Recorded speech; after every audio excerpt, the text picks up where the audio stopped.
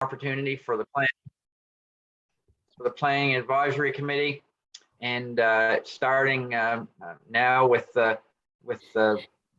Mr. Brian Muldoon, and he's a concerned citizen living near a fish farm, and he's going to be giving a presentation. We've allotted 45 minutes, so generally they can be up to a half an hour with 15 minutes of question and answer. So, Mr. Muldoon, I'll start by thanking you in advance, and looking forward to hearing what you've got to say about aquaculture in Nova Scotia. Well, thank you very much. And thank you for giving me the opportunity to be a part of this presentation. So I live in a hamlet called Beach Meadows. It's just outside Liverpool on the South Shore. And the home that we occupy or live in has been in the family of my partner since 1840. So it's a treasure. So we love the area. I'm originally from Ottawa area, Toronto, GTA, and then we moved back here about 6 years ago. So how do I share? Okay, if I hit share screen, will I be able to put up the presentation? Yeah, it should prompt you to select your presentation. Okay. I knew this wouldn't work.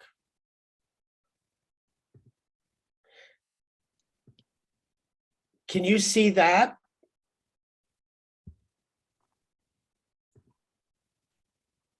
No, we're not able to see it yet. Okay. So Jenny, are you able to put that presentation up on? It won't let me in my share screen. Okay, yep, no problem. It doesn't go to any of my documents. Okay, yeah, I can certainly share that. Just one moment.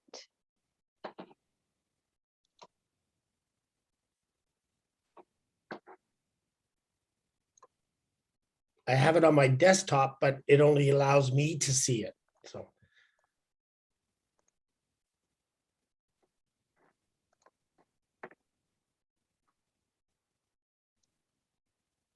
Thank you. Perfect. You can all see that? And can you expand it full screen or?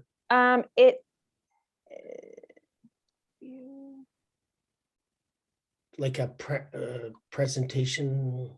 There, thank you. So living near a fish farm.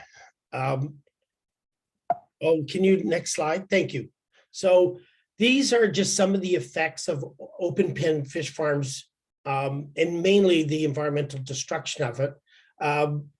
You know, as you know, our ecosystem is very fragile, and the effects of not just the antibiotic use, the nutrient overload, the excrement, all this just gets pumped into our coastal community waters.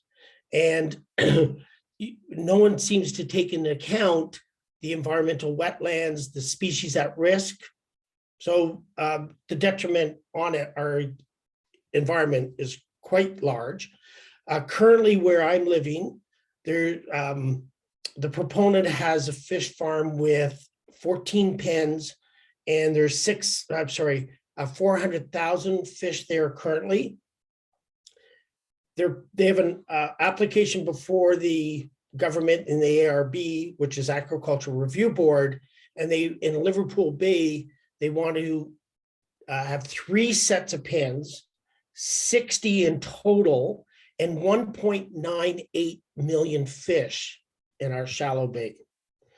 So when I look at the lobster, we do know that there's studies that affect fish farms affect the lobster industry at certain stages of lobster. If they're allowed to go ahead with this application, they will actually put these pens right on top of where our local lobster set their traps. And no one has said that that's a problem. Too bad. That's where we're putting them. So our local community has a problem with that. When you look at the government, there is a total lack of government regulations. Currently, we have 5 fish farms in Nova Scotia that are operating outside of their lease. So if you look at, I don't know if you followed the ARB hearings last week in Yarmouth that were taking place in Yarmouth about the Digby Rattling Beach site, they've been operating outside of their lease for 17 years. And the government has not done a thing about it. And now the ARB, they just want to rubber stamp it. Well, we've been operating like that for that long. Just give us the okay to keep operating with no measurement of what it does to wild salmon, the environment, etc. So looking forward, if you think you're going to rely on government, I'm sorry, is our provincial government that runs fish farms, they won't. Don't expect them to be there as a watchdog for anything that happens in this province. We proved, well, they proved themselves that they haven't regulated this industry. Also living by a fish farm, noise. So we have readings of decibel readings from my property on my deck of over 80. Now, decibel readings of 86 cause hearing loss. And this is not just for 2 minutes, like a motorcycle drives by and it's annoying, decibel noise is loud. This is for 10 hours a day or longer because we're pushed inside in the home because we can't sit on our deck because the generators are run by the large automatic feeders. And it's not every day. It depends when the wind is blowing off the water towards us. Social license, unfortunately, we find that the communities don't have a voice. Just even with the ARB hearing that was last week with Digby, a group called Ecology Action Center, which is the largest environmental action center around, applied because they wanted to be as an intervener at this hearing. They were rejected. St. Mary's Bay protectors who have stand up for the community around Digby asked to be an intervener. They were rejected. Healthy Bays Network, which I'm a chair of, is a provincial-wide group of citizens and associations. We're about 10,000 strong, and we're the voice for the small community groups that don't have a voice. We applied to be an intervener. The government rejected us. So the communities do not get a voice in these government committees and regulations. And it's unfortunate because it's important. And then Beach Meadows Beach. I live right beside the beach on the ocean. And it's about a kilometer long, pristine, beautiful sandy beach. And the fish farm is like 500 meters from there. And we've noticed the different algae buildup. When they clean their nets, the amount of seaweed that is blown off the nets just come landing right up onto the shore, and it's mush. It's not seaweed at all, and it stinks. Other point in there I didn't put in, but the smell. So fish farms do smell. Again, depending on the wind and how they move and what they're doing at certain times and how large the fish are. But there is smell. And we have in Liverpool, there's an adventure kayaking outfitters club.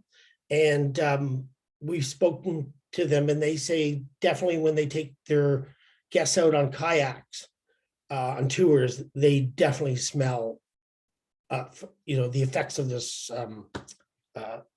fish farm. Next slide. Thank you, Jenny. So things we wish we had known years ago. You may think this is for the better of the local economy because that's how it starts here. They came in, they presented to the local Queen's Council, mayor and councillors, and they waved that, oh, we'll bring jobs. And of course, we all want more jobs. So So be careful of that because they don't really bring the jobs that they promise, and the effects on the environment outweigh the I guess advancement of a few jobs here and there. So there is a few jobs here, but they also travel up and down the coast. So they go to Shelburne, they go to, up and down the coast visiting the other fish farms. So they're not here permanent. So in Liverpool Bay, at this farm here, it did start off as a small, single, sustainable farm that someone worked here and no different than our lobster fishers. Then a huge multinational company comes in, buys out the lease, expands it without consultation. This one here is operating outside its lease for years, and no one will put any regulation into effect. So they're here to steal our resources, and the wild resources in our bay are free. So next slide, please. So to all proponents, document where you are, try to set a baseline, because you won't know. See, we see the effects now, but if I talk to a fisher who used to collect Irish moss off our rocks in the shoreline, now there is no Irish moss. Well, no one set a baseline. It's hard to set a baseline. So I would recommend doing that. And there was a proponent or a group that fought Port Mattoon fish farms, and they had them removed. And when I started this one here, this Protect Liverpool Bay, she said, she came up and she said, we've been through this fight. And she said, forget about trying to take the approach on the environment because they won't listen to you. And we see that. Like, we're saying, why have this expansion when we have our pristine environmental area and they don't care really about the environment. Next slide, please. So here's my slogan. There is no planet B.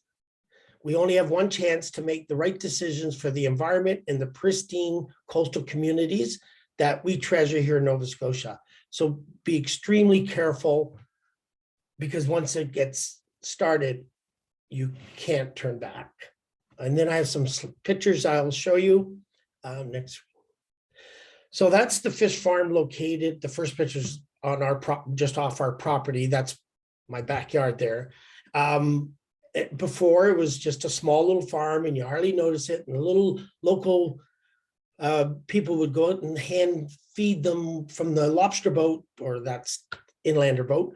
So then the big barge that you see there, it's about 80 feet long. It's an automatic feeder, and that's where all the noise comes from. For the generators are running all the time, and no one is on that boat. It's being operated from an office, not even in Queens County, and it automatically feeds, and they have computer screens that do that. So in our eyes, they actually lost employees because we saw 3 boats every day going out there to feed them. So, but they call that progress. So there's a close-up of a open net fish pen. Next slide, please. Thanks, Jenny. This is what happens when storms come in. They have huge navigational buoys. I mean, maybe 5-6 feet high, and they just get ripped off the moorings, and they come across our property and break up. And I mean, kind of just terrible. I wish that styrofoam would stay in one piece, but nope. You'll see in a minute. Next slide, Jenny. So all across the close-up on the right are styrofoam beads that break up. There must be millions and millions of beads. And we've written to Transport Canada, who regulate this area, the buoys, etc., and said, why don't you put solid styrofoam in there? So when it does break up, we should walk away with one large piece. But nope, they will not listen, and they will not change. Next slide, please. Yes, that's a dead bird. on the left, it wasn't staged. This was shortly after a storm, and all those styrofoam beads float in the water in our cove, and the marine life, because they're floating, just come along and eat up all the styrofoam beads, and this is the effects. And they said, oh, we'll come and clean it up. No, they did not. And these will be around for 1,000,000 years. Like, they don't go away. They think they go away. Next slide.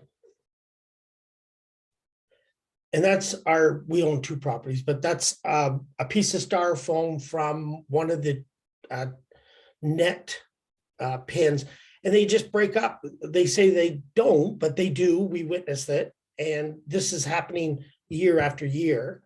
And, they come up onto our shore. And then the decibel reading was I put that in there because that was really real decibel reading off on our deck. And it was at 86. And it goes up and down and different things. But this is what we're faced with. Next slide. And then that's Beach Meadows Beach, which is a beautiful spot.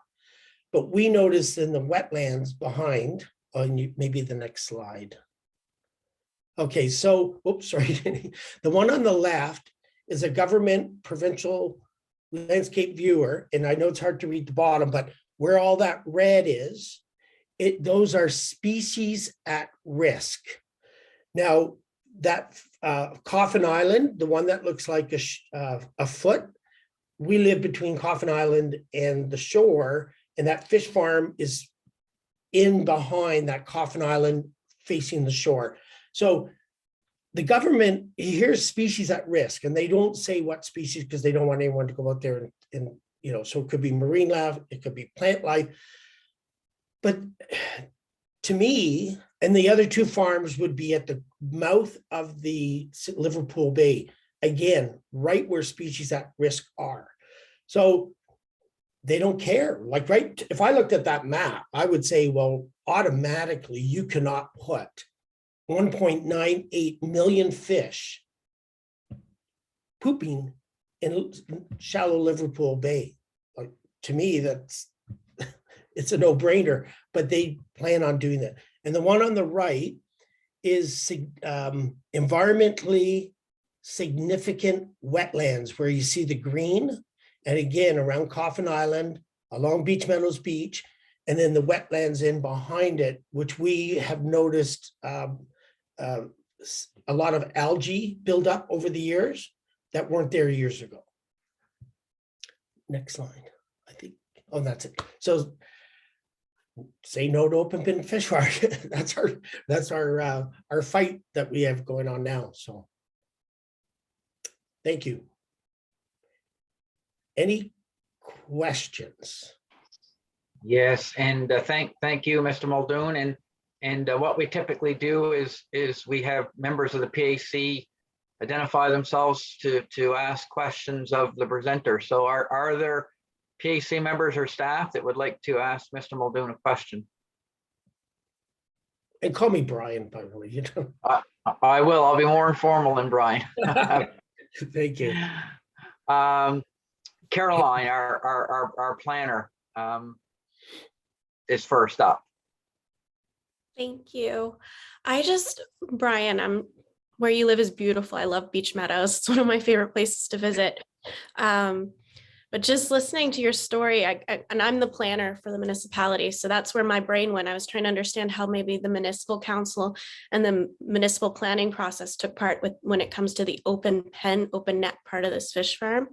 So I guess I was just wondering, and you might not even know, but what the role was of your local government in approving this, because it's leased ocean off of the coast. So did the municipal authority have any say in this happening?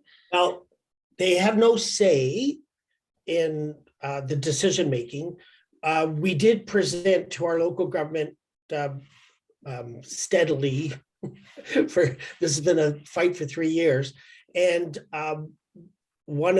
after listening to us for several times over 3 years, 2 years, one of the councillors put a motion together forward, and so they voted, and it was a 5-3 split to not go ahead with the expansion. Now, they have no saying it's a provincial matter, but the influence, like, it helped, right? It helped that, okay, the community said, we don't want to move forward with it, but that is not, they don't have a say. It's a little frustrating because the mayor and council were saying, we have nothing to do with it. But yet the Minister of Agriculture took our mayor to Norway and showed him about fish farms. It was like, here, you're coming to Norway. And so why bring him to Norway if he has nothing to do with the decision making? So there's, I guess this, from a policy perspective, from a municipal policy perspective, is there anything from a land use? Is there anything in your municipal planning policies related to, because I'm thinking like they must need to access off the coast. So could they put in a requirement around that use for accessing the, I don't know. I'm just spitballing. I'm trying to understand how that can just completely bypass the municipal policy process, right? But I get it. It's not technically on land. And try to get any enforcement. Like, so I reached out to the Department of Environment about the decibel reading and they basically after 3 months came back and said, we can't do anything for you. I said, well, it's noise. I'm standing on my property and the noise is above. Even our local government said, no, well, you have a noise bylaw. So shouldn't this? Nope, they say it's out of our everyone just passes the buck. Sorry. Thank you for answering my question. Thank you. Sorry. Thank you, Carolyn. And next up, we have in the queue, we have Councillor Durkee. Councillor Durkee. Hello, hi Brian, and Hi. welcome. Thank you so much today for sharing. And I completely have just drawn a blank as to what I was going to ask you. It happens. You're in shock. Yeah, no. What we're considering is, I mean, you're in an open Yes, I know it's situation, and it's some. Oh, I know. No, it came back to me. Sorry, everybody. What I want to know is what were the promises, or not necessarily promises, but the ideas when the company came to set this up? What were they saying, would be the benefits to the community, and do you see any of those benefits? Were there social benefits? What kind of impact did it have? What were the positives, in other words? Oh dear. Okay. I hate trying to be so cynical about it, but really there is no positives. They don't even, for instance, Shelburne, they promised to put a processing plant there and bring 300 jobs, and our local government, our provincial government gave them 25 million and they didn't pay it back and they didn't build the plant.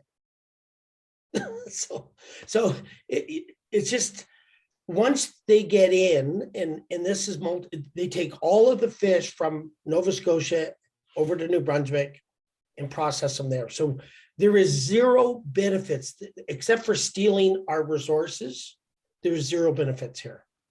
So it didn't really create very many jobs locally? We believe there's 3 people that are here. And it's a private company, so we can't see their books or Right. And is there an office that's set up in Liverpool as well, or just depends? Just depends. Okay, thank you. Go with them. Okay, thank you. Thank you. Thank you, Councillor Durkee. Thank you, Brian. Next in the queue is Mr. Kamal.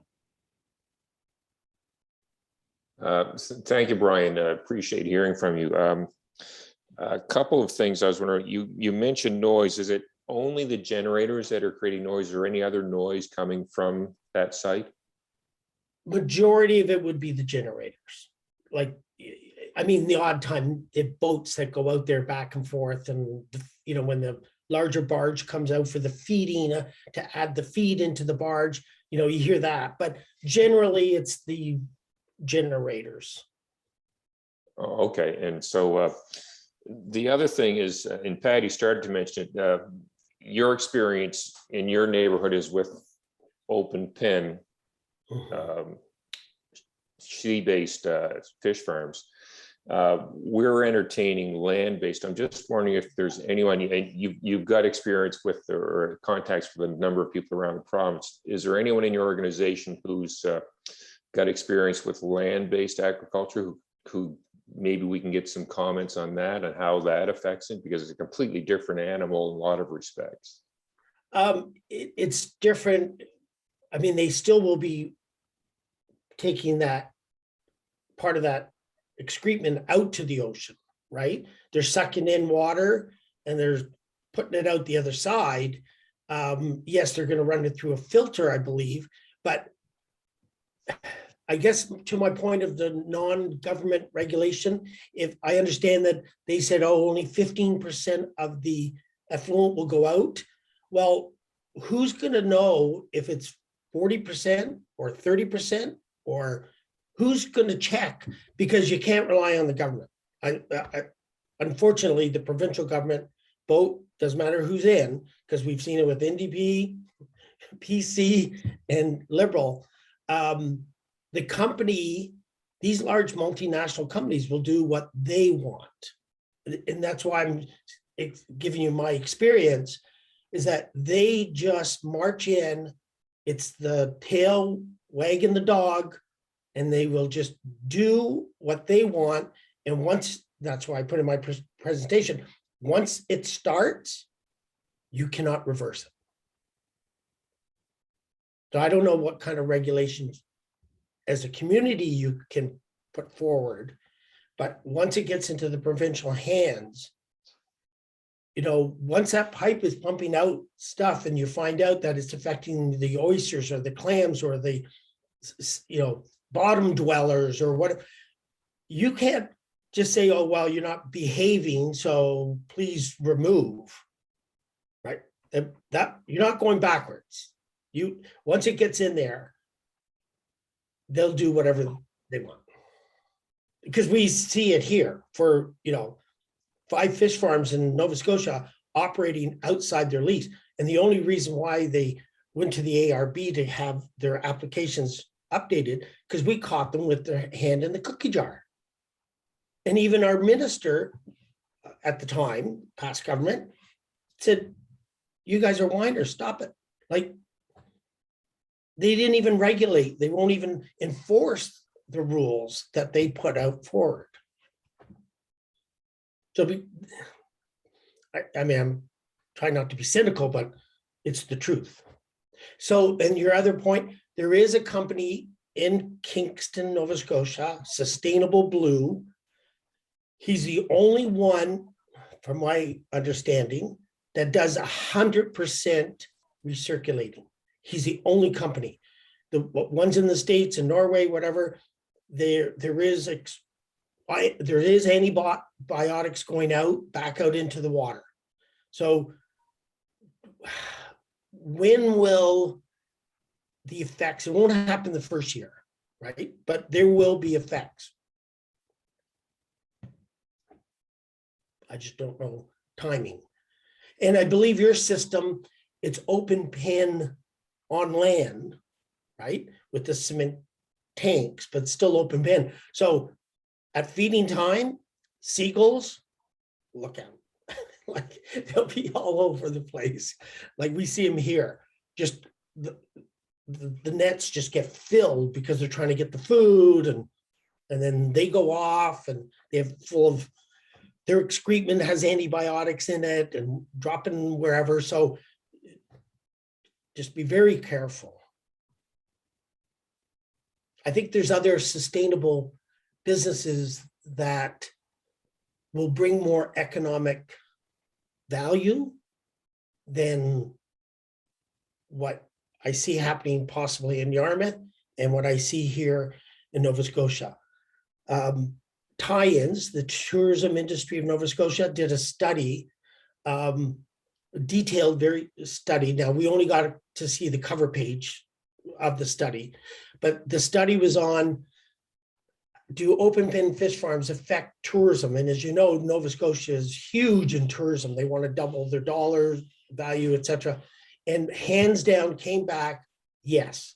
If you go down the path of open pen fish farms, now, whether it's on land or in the sea, if someone's standing at the lighthouse and looking at like, what is that over there, right? So they do affect tourism. And I think we should be investing in tourism more so than, I mean, this is Nova Scotia. It's probably one of the best provinces in Canada. And not these dirty businesses. Like, it's not, I mean, in Sweden, they warn their pregnant mothers and children not to eat farm salmon. The government warns them. So, you know, it's not really good for you. And why affect our lobster industry that is so important? Because you don't, if we just wreck that one little bit, we're in trouble. Okay, we've got Councillor Cushing with a question. Yes, thank you.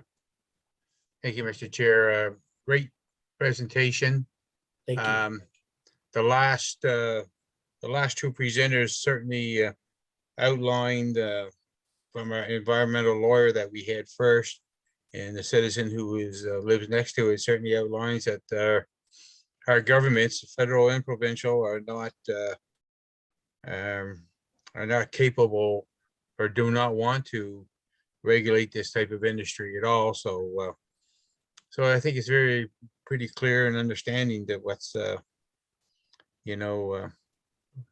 what this is all about. Thank you. Thank you. Thank you, Councillor Cushing. CEO Brooks. Chair, so I guess I want to just raise a point for clarification. So this question is for Caroline, and she doesn't know it's coming. So Mr. Muldoon just briefly referenced the nature of the possible project by Boreal being on land open tanks. And I know, Caroline, you've been chatting with the proponent. So I just, in the interest of making sure accurate information is on the record, can you tell us what the latest is on their plan with respect to that? Yeah, so I know that, so our situation is different than the one that's being talked about right now, because it's land-based versus open pen. The municipality does have the power to regulate some of the things that Brian's concerned about.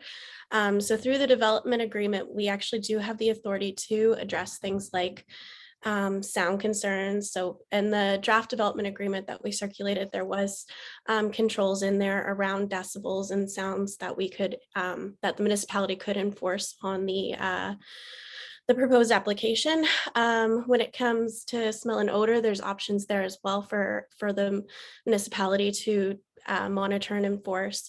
Same with garbage and waste. There's some regulations there about how that's protected and where it's put. So the development agreement that was proposed and written up, there was a lot of talk about keeping any garbage and feed completely enclosed to try and keep away seagulls, to make sure that it's covered. There's no, and then when it came to the tanks and the impact on tourism and you know, that unsightly environment, there was talk about keeping it confined within a building. And my talk with the proponent was that would be a possibility, that there could be walls and each tank could be completely enclosed. I've written it in the proposed development. That was my expectation. So I know that there was something said contradictory to that in one of their presentations, but my hope would be that would be something that would be regulated by the municipality and part of the development agreement, that the tanks would be closed on the top and that you wouldn't be able to see the fish or the operation at all once it's established land-based. Does that answer the question? There's a lot of ifs there because we're talking about a proposal, but it is within you know, the PAC's ability and councils to consider a lot of these controls through the development agreement because it's land-based. So it's almost, it it feels like it's almost a better opportunity because the municipality does get a say in this kind of application or proposal compared to something that would be ocean-based. Thank you. Councillor Hilton has a question. Thank you, Mr. Chair, and thank you, Brian, for joining us. I know this is it's a big question because this isn't just about the question of where this specific proposal may be. It's all of Yarmouth County. So I'm trying to think of a good question for you, but really what I liked from your presentation that it referenced, you know, the environment and the question of protected areas and, you know, ecological sensitive areas.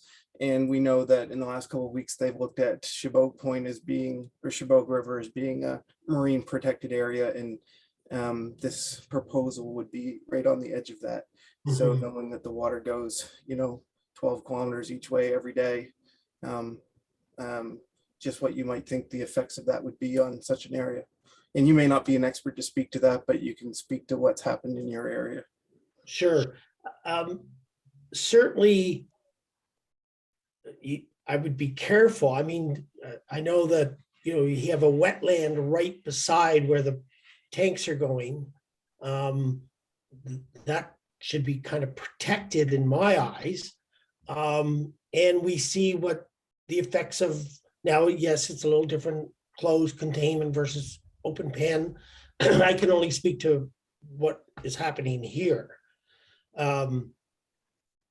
Just, I guess, be warned that you won't know what is being piped out, the effects of piping out antibiotics or excrement or high nutrient loads. That, be alarmed about that. Do you see any effect on like a local public beach or anything? Kind of hard to say. I don't know, you know, the size of the pipe and what's coming in and how do you stop what's getting sucked in? I mean, I would imagine that it's quite large and they got to bring a lot of water from somewhere in the ocean, but there's a lot of marine life that is smaller than, you know, a large lobster, right?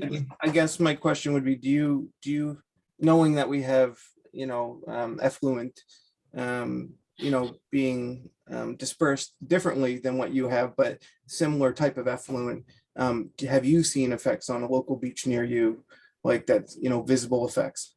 Yes, that definitely. We have pictures because we have someone who lives right near those wetlands, which are right behind the beach. It's tidal. And she's got a cottage there for years. The difference in the nutrient, we never saw algae, green algae, all over there now. These kids used to swim in those when it was in tidal, and now it's disgusting. Thank you. Okay, are there additional questions from PAC?